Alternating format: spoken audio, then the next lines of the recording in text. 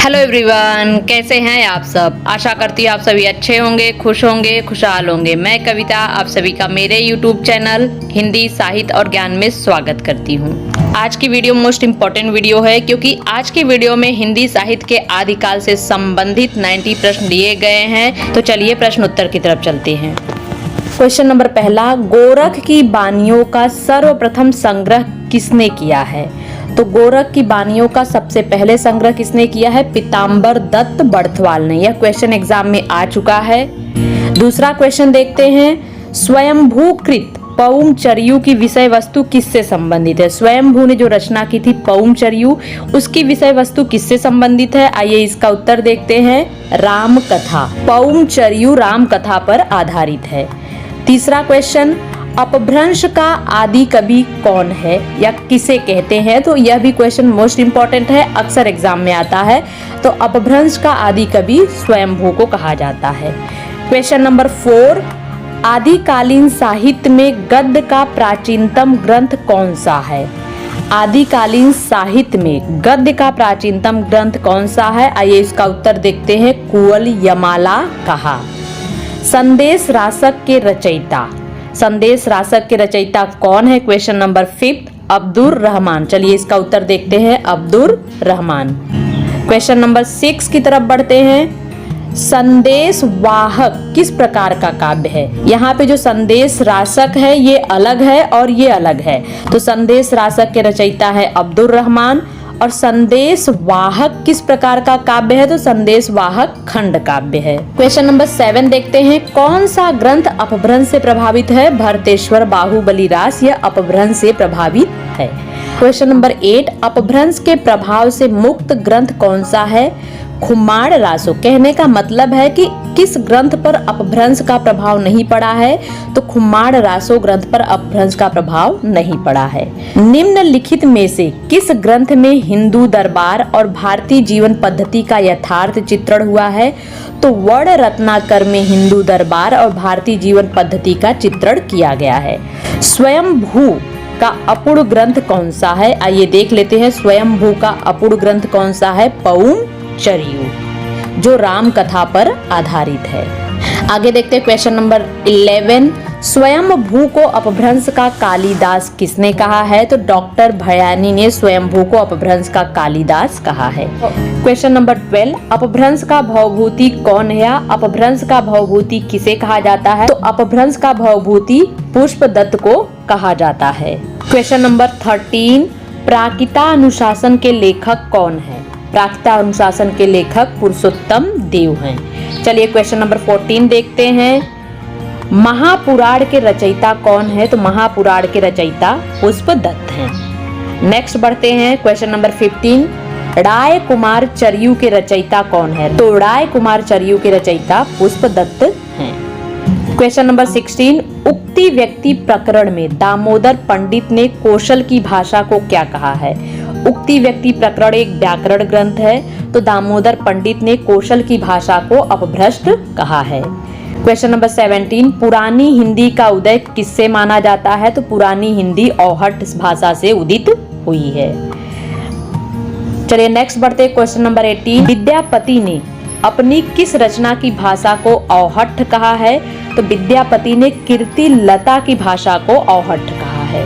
Question number 19, Vidyapati पदावली की भाषा क्या है। पदावली की भाषा मैथिली है, व्याकरण ग्रंथ है। तो आइए देख लेते हैं, अभी मैंने ऊपर बताया उक्ति व्यक्ति प्रकरण यह एक व्याकरण ग्रंथ है। नेक्स्ट है क्वेश्चन नंबर 21, पुरानी हिंदी में कौन सा छंद नहीं मिलता है। तो घनाक्षरी छंद पुरानी हिंदी में प्रयोग नहीं किया गया है। नेक्स्ट बढ़ते हैं, अपभ्रंश में कृष्ण काव्य के प्रणेता कौन है। तो अपभ्रंश में कृष्ण काव्य के प्रणेता स्वयंभू हैं। पुष्पदत्त किस सदी में हुए हैं, यानी कौन सी सदी में पुष्पदत्त हुए हैं। तो पुष्पदत्त 10वीं सदी में थे। नेक्स्ट देखते हैं, आदिकालीन वैदिक ग्रंथ है जगत सुंदरी प्रयोगमाला, यानी आदिकालीन वैदिक ग्रंथ कौन सा है। जगत सुंदरी प्रयोगमाला। नेक्स्ट देखते हैं क्वेश्चन नंबर 25, ऐसे रासो ग्रंथ के रचनाकार का नाम बताइए जिसकी रचना अजमेर के शासक से संबंधित है। ऐसे रासो ग्रंथ के रचनाकार का नाम बताइए। तो रचनाकार है नरपति नाल। आइए देखते हैं क्वेश्चन नंबर 26। बिसलदेव रासो का नायक कौन है? तो बिसलदेव रासो का नायक विग्रहराज चतुर्थ हैं। नेक्स्ट बढ़ते हैं क्वेश्चन नंबर 27। बिसलदेव रासो की नायिका राजमती। बिसलदेव रासो के नायक है विग्रहराज चतुर्थ और नायिका है राजमती। बिसलदेव रासो की भाषा क्या है? बिसलदेव रासो की भाषा थी राजस्थानी। नेक्स्ट बढ़ते हैं क्वेश्चन नंबर 30। बिसलदेव रासो के रचयिता कौन थे? तो बिसलदेव रासो के रचयिता नरपति नाल है। नेक्स्ट देखते हैं क्वेश्चन नंबर 31। रानीपन और सामंती जीवन से बंधन मुक्ति की अभिव्यक्ति किस ग्रंथ की अपनी खास विशेषता है? यानी रानीपन और सामंती जीवन के बंधन से मुक्त की अभिव्यक्ति किस ग्रंथ में की गई है? तो बिसलदेव रासो में की गई है। नेक्स्ट देखते हैं बिसलदेव रासो का काव्य रूप क्या है? तो बिसलदेव रासो का काव्य रूप गीति रूप है। बिसलदेव रासो गीति रूप में लिखा गया है। वीर गाथात्मक रचना नहीं है। Question number 33। वीर गाथात्मक रचना कौन सी नहीं है? बिसलदेव रासो वीर गाथात्मक रचना नहीं है। Question number 34। आदिकाल की प्रमुख श्रृंगारिक कृति कौन सी है? तो बिसलदेव रासो है। इसके ऊपर देख लिए हैं हम कि वीर गाथात्मक रचना नहीं है, तो बिसलदेव वीर गाथात्मक रचना नहीं है क्योंकि बिसलदेव श्रृंगारिक कृति है। आइए देखते हैं क्वेश्चन नंबर 35। चौपाई के साथ साथ दोहा रखने की पद्धति को क्या कहते हैं? तो चौपाई के साथ साथ दोहा रखने की पद्धति को कड़वक कहा जाता है। हिंदी का प्रथम महाकाव्य कौन सा है? तो हिंदी का पहला महाकाव्य है पृथ्वीराज रासो, जिसके कवि हैं चंद बरदाई। पृथ्वीराज रासो के रचयिता कौन है? यहाँ पे आ गया है पृथ्वीराज रासो के रचयिता है चंद बरदाई। पृथ्वीराज रासो के रचयिता कौन है? यहाँ पे क्वेश्चन आ गया है। तो पृथ्वीराज रासो के रचयिता है चंद बरदाई। चंद बरदाई का मूल नाम क्या था? चंद बरदाई का मूल नाम बलिद्दय था। नेक्स्ट देखते हैं पृथ्वीराज रासो की भाषा क्या है? तो पृथ्वीराज रासो की भाषा ब्रज थी। Question number 40। पृथ्वीराज रासो में सर्ग को क्या कहा गया है? तो पृथ्वीराज रासो में सर्ग को समय कहा गया है।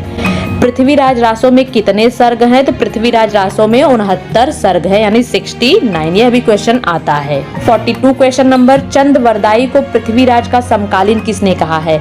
यानी चंद बरदाई पृथ्वीराज के समकालीन है, यह वाक्य किसने कहा? गारसादत तासी ने कहा है। आगे देखते हैं 43 क्वेश्चन नंबर। हिंदी में प्रयुक्त होने वाला 12 मासा सबसे पहले किस ग्रंथ में मिलता है? हिंदी में प्रयुक्त होने वाला 12 मासा सबसे पहले बिसलदेव रासो में मिलता है। बिसलदेव रासो एक श्रृंगारिक काव्य है, यह वीर गाथात्मक काव्य नहीं है। पृथ्वीराज रासो का सबसे बड़ा समय या सर्ग कौन सा है? तो पृथ्वीराज रासो का सबसे बड़ा समय या सर्ग यानी खंड कन्नौज युद्ध है। पृथ्वीराज रासो की नायिका है संयोगिता। पृथ्वीराज रासो की नायिका का नाम था संयोगिता। नेक्स्ट देखते हैं क्वेश्चन नंबर 46। पृथ्वीराज रासो बिल्कुल अनैतिहासिक ग्रंथ है, यह कथन किसका है? पृथ्वीराज रासो बिल्कुल अनैतिहासिक ग्रंथ है, यानी इसमें ऐतिहासिक तथ्य नहीं है, यह कथन है गौरी शंकर हीराचंद ओझा का। पृथ्वीराज रासो मूलतः कैसा काव्य है? तो पृथ्वीराज रासो एक वीर काव्य है। Question number 48। पृथ्वीराज रासो की रचना विधान में सबसे ज्यादा विवाद किस पक्ष लेकर हुआ है? पृथ्वीराज रासो की रचना विधान में सर्वाधिक विवादास्पद पक्ष क्या है? तो उसमें ऐतिहासिकता को लेकर सर्वाधिक विवाद माना गया है। पृथ्वीराज रासो को एक वीर काव्य माना गया है, फिर भी उसे ऐतिहासिक ग्रंथ नहीं माना जाता है, उसकी ऐतिहासिकता को लेकर संदेह है। चारण काव्य की भाषा क्या है? तो चारण काव्य की भाषा डिंगल है। आगे देखते हैं क्वेश्चन नंबर 50। पृथ्वीराज रासो के प्रथम विदेशी उद्धारकर्ता के रूप में प्रसिद्ध हुए हैं colonel James Tod. Prithviraj Raso के प्रथम विदेशी उद्धारकर्ता के रूप में प्रसिद्ध है कर्नल जेम्स टॉड। आगे देखते हैं क्वेश्चन नंबर 51। आदिकाल की किस रचना में इतिहास की उपेक्षा की गई है?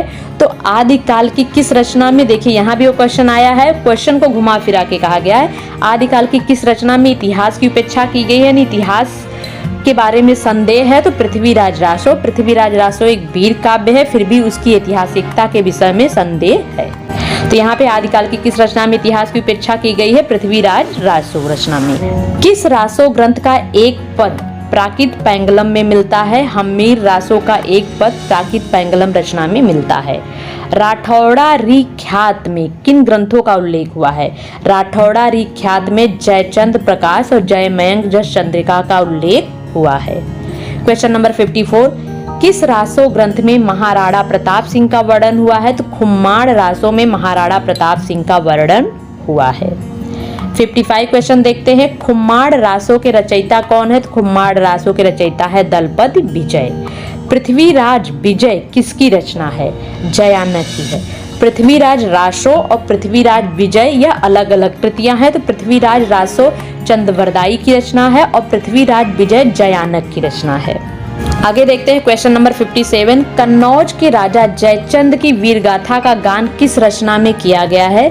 तो कन्नौज के राजा जयचंद की वीरगाथा का गान भट्ट केदार की रचना भट्ट केदार कृत जयचंद प्रकाश में किया गया, यानी भट्ट केदार की रचना जयचंद प्रकाश में कन्नौज के राजा जयचंद की वीरगाथा का वर्णन किया गया है। जयमयंक जस चंद्रिका के रचयिता कौन है? तो मधुकर कवि हैं। क्वेश्चन नंबर 59, पूर्वी राजस्थानी के ब्रज मिश्रित रूप को क्या कहते हैं? पूर्व की राजस्थानी प्लस ब्रज मिश्रित रूप को पिंगल कहा जाता है। क्वेश्चन नंबर 60, बुद्धि रासो काव्य क्या है? बुद्धि रासो काव्य क्या है? बुद्धि रासो काव्य एक प्रेम काव्य है। राजशेखर सूरीकृत यानी राजशेखर की रचना नेमिनाथ फागु का प्रमुख रस क्या है? नेमिनाथ फागु की रचना का प्रमुख रस श्रृंगार है। आइए देखते हैं प्रशस्ति मूलक मुक्तक काव्य कौन सा है? प्रशस्ति मूलक मुक्तक काव्य प्राकृत पैंगलम है। नेक्स्ट देखते हैं 63 प्रश्न नंबर, ढोला मारूरा दुहा की नायिका कौन है? तो ढोला मारूरा दुहा की नायिका मारवड़ी है। ढोला मारूरा दुहा के रचयिता कौन है? तो ढोला मारूरा दुहा के रचयिता कुशल लाभ हैं, उनकी नायिका मारवड़ी हैं। आगे देखते हैं प्रथम बावनी काव्य कौन सा है? तो मातृका प्रथमा अक्षरा दोहरा, यह प्रथम बावनी काव्य है। क्वेश्चन नंबर 66, किसका बेटा किसकी बहू आप सवारथ मिलिया सहू, यह उक्ति किसकी है? यानी यह पंक्तियां किसकी हैं? यह पंक्तियां चरपटनाथ ने कही है। किसका बेटा किसकी बहू आप सवारथ मिलिया सहू। आगे देखते हैं किस रासो ग्रंथ को आल्हा खंड के नाम से जाना जाता है? यह मोस्ट इंपॉर्टेंट क्वेश्चन है, अक्सर एग्जाम में आया हुआ यह क्वेश्चन। किस रासो ग्रंथ को आल्हा खंड के नाम से जाना जाता है? तो परमाल रासो को आल्हा खंड के नाम से जाना जाता है। हिंदी खड़ी बोली का प्रथम कवि कौन है? तो हिंदी खड़ी बोली के प्रथम कवि अमीर खुसरो हैं। अमीर खुसरो का पूरा नाम क्या है? अमीर खुसरो का पूरा नाम है अबुल हसन यमीनुद्दीन खुसरो। यहाँ पे या नहीं है, यह है यमीनुद्दीन खुसरो। अब क्वेश्चन नंबर 70, अमीर खुसरो कृत नूह सिपहर का विषय क्या है? तो अमीर खुसरो कृत नूह सिपहर का विषय भाषा विज्ञान है। क्वेश्चन नंबर 71, तोता ये हिंद किस कवि को कहा जाता है? तोता ये हिंद किसे कहा जाता है? तोता ये हिंद अमीर खुसरो को कहा जाता है। 72 क्वेश्चन नंबर आइए देखते हैं, अमीर खुसरो को अवधी का प्रथम कवि किसने माना है? तो अमीर खुसरो को अवधी का पहला कवि डॉक्टर राम कुमार वर्मा ने माना है। चलिए क्वेश्चन नंबर 73 देखते हैं, बड़ी कठिन है डगर पनघट की, यह उक्ति किसकी है? यह अमीर खुसरो की उक्ति है। क्वेश्चन नंबर 74, मैथिल कोकिल किसे कहा जाता है? तो मैथिल कोकिल विद्यापति को कहा जाता है। कवि शेखर और अभिनव जयदेव के नाम से कौन जाने जाते हैं? विद्यापति। विद्यापति मैथिल कोकिल, कवि शेखर, अभिनव जयदेव के नाम से जाने जाते हैं। विद्यापति पदावली का संपादन किसने किया है? तो विद्यापति पदावली का संपादन रामवृक्ष बेनीपुरी ने किया है। आगे देखते हैं क्वेश्चन नंबर 77, देसिल बैना सब जन मिठा तय तैसन जपहो औहट्ठा, यह उक्ति किसकी है? यह उक्ति विद्यापति की है, यह पंक्तियां विद्यापति की हैं। चलिए आगे देखते हैं 78 क्वेश्चन नंबर, विद्यापति ने कुल कितने ग्रंथों की रचना की है? तो विद्यापति ने कुल 14 ग्रंथों की रचना की है। क्वेश्चन नंबर 79, विद्यापति की कौन सी रचना अभी तक संपादित होकर प्रकाशित नहीं हुई? तो विद्यापति की कीर्ति पताका अभी तक प्रकाशित नहीं हुई है। क्वेश्चन नंबर 80, विद्यापति के यश का आधार कौन सा ग्रंथ है? तो पदावली विद्यापति के यश का आधार है। क्वेश्चन नंबर 81, काहे को बियाहे परदेश सुन बाबुल मोरे, किसकी पंक्तियां हैं? अमीर खुसरो की पंक्तियां हैं। 82, सिद्धों की साधना में शून्य का पूरक तत्व क्या था? तो सिद्धों की साधना में शून्य का पूरक तत्व अग्नि है। क्वेश्चन नंबर 83, हठ योग का उपदेश किसने दिया था? तो हठ योग का उपदेश गोरखनाथ ने दिया था। आगे देखते हैं, नाथ संप्रदाय में हठ योग का क्या अर्थ है? यह क्वेश्चन भी अक्सर आता है। तो नाथ संप्रदाय में हठ योग का क्या अर्थ है? ह का अर्थ होता है सूर्य और ठ का अर्थ होता है चंद्र, यानी दोनों का योग। 85 क्वेश्चन नंबर, नाथ पंथ के प्रणेता कौन थे? तो नाथ पंथ के प्रणेता आदिनाथ थे। आगे देखते हैं क्वेश्चन नंबर 86, नाथों की संख्या कितनी मानी गई है? तो नाथों की संख्या है 9। क्वेश्चन नंबर 87, परमाल रासो काव्यकृति के कवि का क्या नाम है? परमाल रासो काव्यकृति के कवि का नाम जगनीक है। आगे देखते हैं क्वेश्चन नंबर 88, आल्हा और उदल नामक दो वीर सरदारों की वीरतापूर्ण लड़ाइयों का वर्णन मिलता है, किसमें मिलता है? परमाल रासो में मिलता है। आगे देखते हैं 89, 12 बरस लय कुकर जिए और 13 लय जिए सियार, वर्ष 18 छत्री जिए आगे क्यों जीवन धिक्कार। यह किस विधा की रचना है? यह आल्हा विधा की रचना है। आगे देखते हैं 90 क्वेश्चन नंबर, परमाल रासो काव्यकृति के कवि का क्या नाम है? तो परमाल रासो काव्यकृति के कवि का नाम जगनीक है। इसमें आल्हा और उदल दो वीर सरदारों की वीरतापूर्ण लड़ाइयों का वर्णन किया गया है। तो आज की वीडियो में हिंदी साहित्य के आदिकाल के बचे हुए 90 प्रश्न लिए गए हैं। इसके पहले वाले वीडियो में 100 प्रश्न लिए गए थे। इस वीडियो में 90 प्रश्न लिए गए हैं जो आपके एग्जाम की दृष्टि से बहुत ही महत्वपूर्ण हैं। अगर आप सभी को इस वीडियो का PDF चाहिए तो आप सभी इस टेलीग्राम चैनल से जुड़ सकते हैं, जिसका लिंक आपको डिस्क्रिप्शन बॉक्स में मिल जाएगा। तो आज का वीडियो यहीं खत्म होता है। फिर मिलेंगे एक नए वीडियो में नए टॉपिक के साथ। तब तक आप सभी खुश रहिए, हंसते रहिए, मुस्कुराते रहिए। मेरे YouTube चैनल हिंदी साहित्य और ज्ञान को लाइक, शेयर एंड सब्सक्राइब करते रहिए। आप सभी का बहुत बहुत धन्यवाद।